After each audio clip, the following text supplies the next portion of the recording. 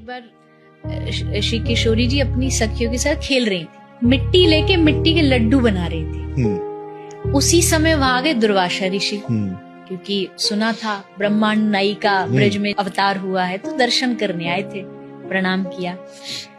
ललिता विशाखा ने कही, बाबा यहाँ ब्रज में ऐसे ही बोलते हैं डायरेक्टली बाबाओं से भी, बाबा यही हो? तो दुर्वासा ऋषि आए, बोले हमारे किशोरी जी ने लड्डू बनाए, खाएगो? तो बाबा बोले लड्डू, हाँ लाओ। बाबा सोचे कोई बढ़िया लड्डू होंगे, लाए तो मिट्टी के लड्डू। दुर्वासा ऋषि को थोड़ा तो हुआ, मिट्टी के लड्डू कैसे खा लूं, ले बाबा खा ले। तो उन्होंने बड़े डरते हुए लिया और सोचा थोड़ा इज्जत रह जाए, लाज रह जाए, थोड़ा सा लड्डू लेके मुंह में डाला और जैसे डाला, आहा, मतलब कभी जीवन में ऐसा कुछ खाया पाया नहीं उन्होंने। आनंद में भर गए और आशीर्वाद लिया, लाली तेरे हाथ में अन्नपूर्णा है, जो तेरे हाथ का बना भोजन पाएगा उसकी लंबी दीर्घायु हो।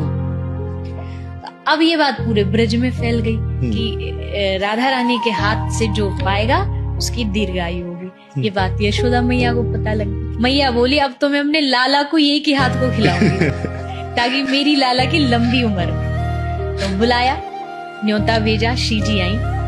श्री जी ने आके बहुत बढ़िया भोजन बनाया, ठाकुर जी ने पाया। अब पाने के बाद यशोदा मैया बोली, बचपन से ही सोच लिया, ठान लिया, ये मेरी बहू बनेगी।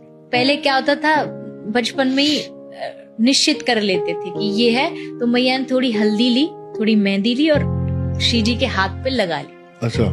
अब वो तो छोटी, उनको इसका मतलब नहीं पता कि क्या है। वो तो खुश हो गई, यहाँ मेहंदी लगी है, हल्दी लगी है। खुश होती होती नाचती नाचती बरसाना पहुंच गई। तो ललिता विशाखा ने कही, ये क्या हाथ में? बोले यशोदा मैया ने लगाई है। तो सखी बोली, इसका या को मतलब जाने तू? तो बोली मतलब ये है कि वो काले कलूटे के नहीं, तू बहू चुन ली गई है तू बाकी बहू बना ली गई है और तू इतराती घूम रही है। मैया के पास जाएगी, तेरी माँ पूछेगी, धोले हाथ।